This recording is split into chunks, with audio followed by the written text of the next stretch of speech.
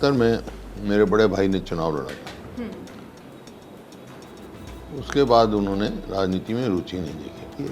91 में जब आप पहली बार सांसद बने, ताऊ देवीलाल को आपने हराया था। उस जीत का क्या कारण मानते हैं? और उस समय ये कहा जाता था कि देहात का वोटर ताऊ देवीलाल के खिलाफ बहुत ज़्यादा था। वो उनकी आशाओं पे खरे नहीं उतरे और हमारा परिवार राजनीति में सक्रिय रहा। सवाल के चौधरी भजनलाल उस समय सीएम होते, आपको सीएम बनवाने के लिए कैप्टन अजय यादव का दावा है कि वो विधायक तोड़ के लेके आए थे। अब राजनीति में आपकी एंट्री किस तरह से हुई? वैसे तो मैं राजनीतिक परिवार से हूँ।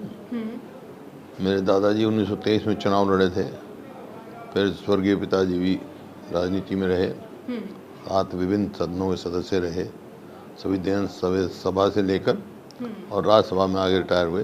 पंजाब में मंत्री रहे, हरियाणा में मंत्री रहे, अलग अलग होने।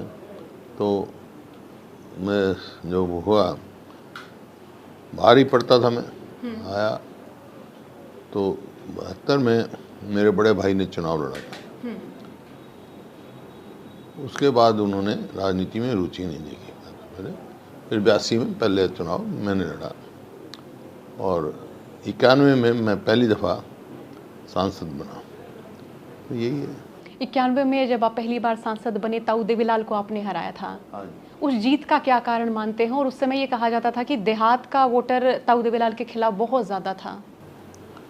हाँ, कुछ कारण हो गए थे, जैसे मैं ये है यहाँ मैम कांड हो गया था, इस किस्म के कई वहाँ हो गए थे। तो वैसे भी मतलब लोगों ने जिस आशा से उनको निर्वाचित किया था वहाँ से, वो उनकी आशाओं पे खरे नहीं उतरे और हमारा परिवार राजनीति में सक्रिय रहा। तो लोगों को विश्वास है और 91 में ये चीज़ें हुई कि सांसदीय और विधायकी का इलेक्शन एक साथ हुआ था। हाँ।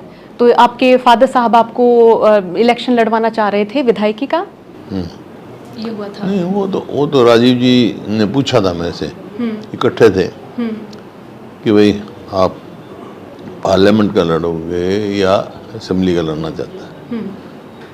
तो मैंने जैसे आप कहो, आप जिसका कहोगे लड़ लेंगे, नहीं भी लड़ाओगे तो कोई बात नहीं, हम तो आपके साथ है पार्टी में। नहीं, उन्होंने कहा 1 घंटा में देता हूँ, आप सोच के बताओ।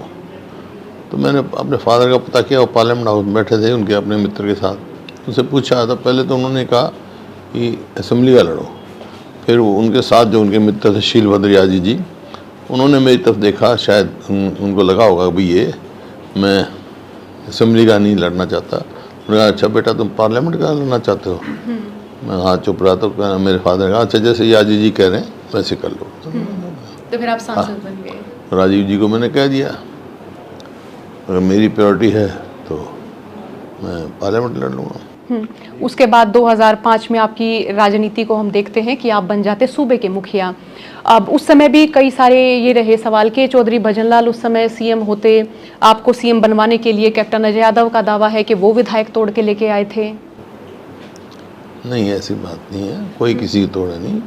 विधायक ज़्यादा मतलब ऑब्जर्वर थे, उन्होंने रिपोर्ट दी, सब विधायकों का अलग अलग उनकी वो पूछी, राय पूछी।